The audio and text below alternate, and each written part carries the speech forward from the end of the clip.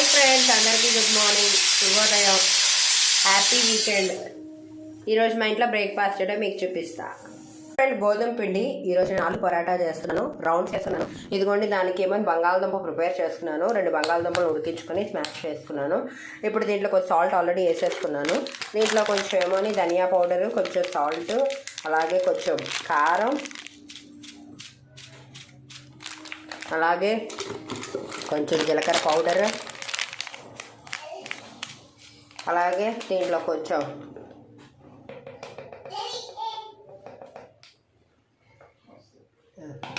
ఉల్లిపాయలు, ఇట్లా ఆనియన్స్ వేసుకున్నాను.